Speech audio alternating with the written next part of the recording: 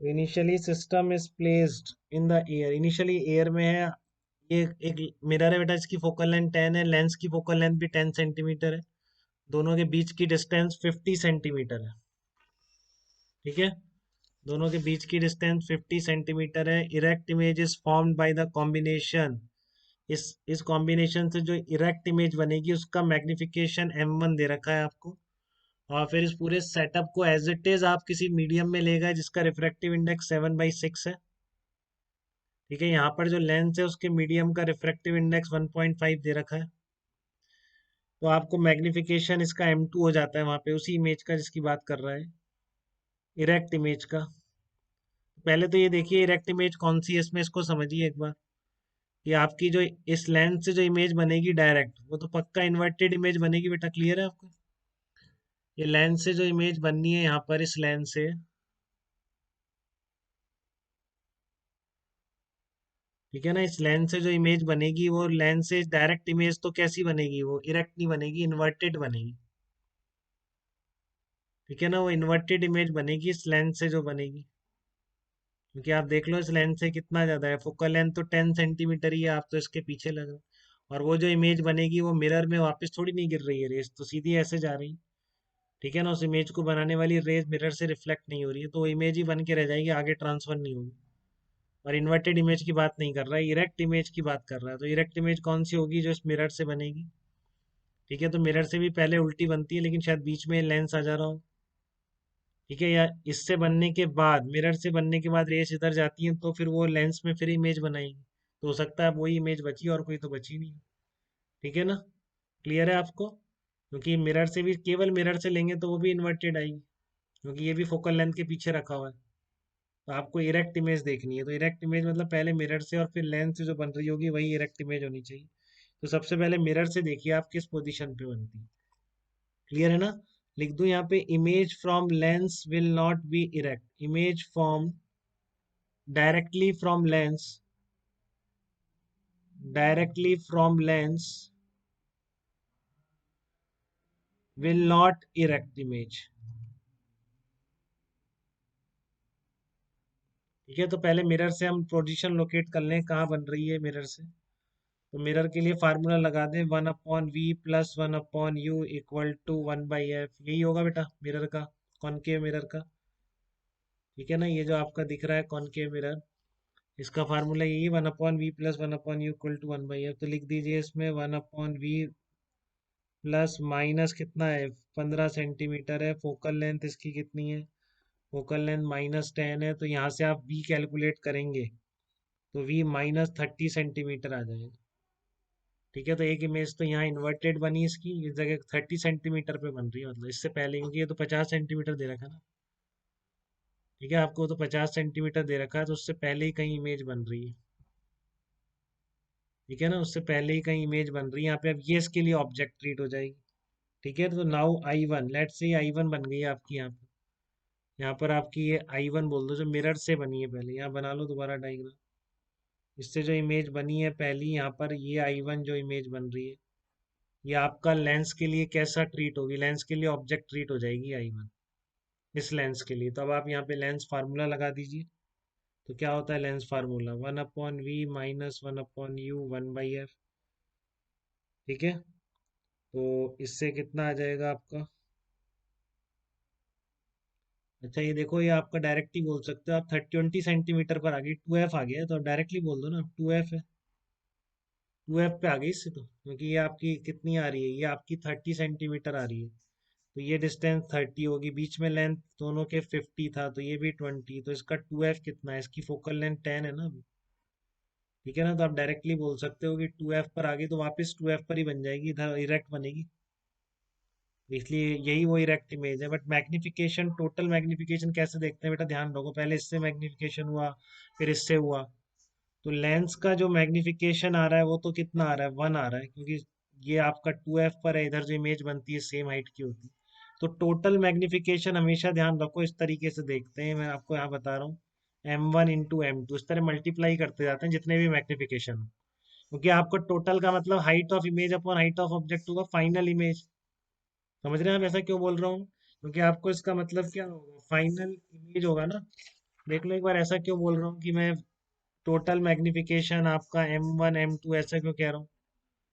कि आपका total magnification का मतलब है हाइट ऑफ इमेज, फाइनल जो इमेज है अपॉन हाइट ऑफ ऑब्जेक्ट। तो पहले इसने कुछ मैक्सिफाई किया होगा तो ये बन गया होगा इसका। अब जो M2 होगा उसके लिए ये हाइट ऑफ ऑब्जेक्ट हो जाती होगी, तो ये HI2 अपॉन HI1 आ गया होगा। फाइनल ये मान लो थर्ड रिफ्रैक्शन या रिफ्रैक्शन के बाद कुछ आ रहा है, तो इस तरह से देखो ये कट जाते हैं सब। Final H final upon H0 ही तो बनता है। तो इसलिए सारे मैग्निफिकेशन को जो एक के बाद एक होते जा रहे हैं मल्टीप्लाई कर दोगे तो नेट मैग्निफिकेशन निकल के आता है, ध्यान रखेंगे इस चीज का। ठीक है ना? नेट मैग्निफिकेशन के लिए M1 M2 M3 M4 इस तरीके से कर दिया, तो इसलिए यहाँ पर टोटल मैग्निफिकेशन कैसे निकाल रहा हूँ मैं, M1 इंटू M2। तो M1 का मैग्निफिकेशन कितना आ रहा है? ये मैग्निफिकेशन कितना आ रहा है? V बाई यू आ रहा है। M1 का यहाँ से निकाल लो आप, M1 का कितना आ रहा है? V बाई यू आ रहा है। V कितना है? -30, U कितना है? -15। ठीक है, तो कितना आ रहा है आपका? 2 आ रहा है। माइनस V बाई यू लिखते हैं वैसे अपन शायद। ठीक है ना? जो भी आ रहा है उल्टी इमेज बनेगी, नेगेटिव आना चाहिए था। तो आपको तो हाइट ऑफ उससे मतलब है, मैग्नीट्यूड की बात कर रहा है तो मैग्नीट्यूड वाइज बोल दो आप तो इसको। इसका 1 उसका 2, तो टोटल 2 आ रहा है। ये आपका क्या आ गया? कैपिटल M1 इक्वल्स टू 2 आया आपका। इतना टाइम लगा है देखो कैपिटल M1 निकालने में अपन को, क्योंकि अपन ने पहले देखा कौन सी इरेक्ट इमेज की बात कर रहा है, तो हमको पता पड़ा कि इससे डायरेक्टली बनने वाली तो इरेक्ट होनी नहीं है। तो पहले इससे बनती है, फिर उसकी यहाँ से बनती है, वो उसी इरेक्ट इमेज की बात कर रहा है। ये इमेज भी आगे ट्रांसफर नहीं होगी, क्लियर है? क्योंकि यहाँ इमेज बनी, सीधी आगे चली गई बस, तो ये फाइनल इमेज, दो इमेजेस बन रही हैं इसमें। ठीक है ना? दो क्या, आप इसको लोगे तो इसको मानोगे तो तीन बन रही है, एक बार इससे डायरेक्टली, एक बार इससे, फिर इसकी इसमें, इस तरीके से, क्योंकि रिफ्लेक्ट होने के बाद रेज इस पे गिरती है। जो इरेक्ट इमेज की बात कर रहा है, इरेक्ट इमेज एक ही है इनमें।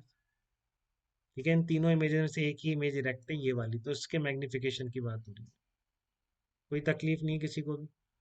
अब हम बात कर रहे हैं M2 की, इसको पानी में ले गए तो पानी में ले जाने पर क्या होगा? फोकल लेंथ चेंज हो जाएगी इसकी, और क्या होगा? ठीक है ना? पानी में ले जाने पर इसकी फोकल लेंथ लेंस की चेंज हो जाएगी, तो कितनी हो जाएगी निकाल लेते हैं अपन अभी, देखो। तो फोकल लेंथ ऑफ लेंस, पानी में नहीं मतलब किसी भी मीडियम में ले जा रहे हैं, जनरली पानी में ले जाते हैं, लेकिन इसने यहाँ मीडियम का रिफ्रैक्टिव इंडेक्स दे दिया है। ठीक है, तो new focal length of lens निकालिए आप, और क्या। मिरर में कोई फर्क नहीं पड़ेगा। New focal length of lens कितनी हो जाएगी? 1/f डैश कह दो उसको चाहे से। कितना था? 1.5। बाहर वाला मीडियम आ जाएगा बेटा, देखो सारी चीजें कवर हो रही है कहीं जो अभी तक आपने नहीं देखी। ठीक है ना? सारी चीजें कवर हो रही हैं आपकी। 1.5 डिवाइडेड बाई 7/6 -1, 1/R1 -1/R2। ठीक है, तो वो आपका क्या दे रखा? बाई कॉन्वेक्स लेंस मान लेते हैं, वो आप पहले से भी निकाल सकते हैं यार, ये जो ऊपर आपको फोकल लेंथ दी है ना, उससे आप आर की वैल्यू निकाल लेंगे। यहाँ पे तो मैं लिख रहा हूँ 2/R, और जो आपने को पहले कितनी दे रखी थी उसने, 10 सेंटीमीटर दे रखी है, तो 1/10 कितना था? एयर वाली बात कर रहा हूँ, एयर वाली से निकाल के रखो। 1.5 -1 इंटू 2/R, तो इससे आप 2/R एलिमिनेट कर दिया, 2/R यहाँ पे रिप्लेस कर दिया। ठीक है ना? तो ये नए मीडियम में फोकल लेंथ मिल गई आपको, कितनी मिल गई नए मीडियम में फोकल लेंथ? f डैश 35/2 मिल जाएगी बेटा। ये आपको नए मीडियम में फोकल लेंथ कितनी मिल जाएगी? 35/2 मिल जाएगी, नई फोकल लेंथ लेंस के लिए। तब आप वापस शुरू हो जाइए। इस तरह का था आपका, ये था लेंस यहाँ पर है, तो इमेज इसकी तो वहीं बनेगी, मिरर से कोई फर्क नहीं पड़ेगा, स्टिल ये डिस्टेंस कितनी रहेगी? 20 सेंटीमीटर। बट अब इसमें मैग्निफिकेशन आ जाएगा बेटा इसमें। ठीक है ना? इसमें मैग्निफिकेशन आ जाएगा, इसका मैग्निफिकेशन M1 तो वही रहेगा, स्मॉल M1 जो था कितना रहेगा? 2 रहेगा। वही है इसका, तो मिरर में कुछ चेंज नहीं है, आप किसी मीडियम में ले जाओ, मिरर की फोकल लेंथ नहीं होती मीडियम डिपेंडेंट, लेंस की होती है। तो लेंस से 20 सेंटीमीटर डिस्टेंस पर ऑब्जेक्ट आ गया आपका, तो क्या करेंगे लेंस के लिए? फिर वही लगाओ, 1/V -1/U 1/f, f dash कर दो। पॉजिटिव ही आई है अभी। 1/V की जगह आपने क्या करा? V निकालना है आपको, ये आपका -20 है। देख ले बेटा एक बार ध्यान से, ये 35/2 आ गया, तो इसको आप सॉल्व कर लो V के लिए।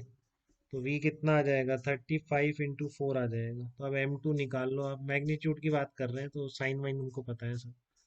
35 × 4/20 आ गया, तो कितना आ जाएगा ये? 7 आ गया, 7। तो तो जो आपका कैपिटल M2 है, फाइनल मैग्निफिकेशन जो है पानी में ले जाने पर क्या लिखेंगे आप? M1 M2 लिखेंगे। वो कितना आ गया आपका? 2 × 7 आ गया। तो आपसे पूछा रेशियो क्या है कैपिटल M1 M2, ये तो पूछा पहले मैग्निफिकेशन और पानी में ले जाने के बाद मैग्निफिकेशन का रेशियो कितना है।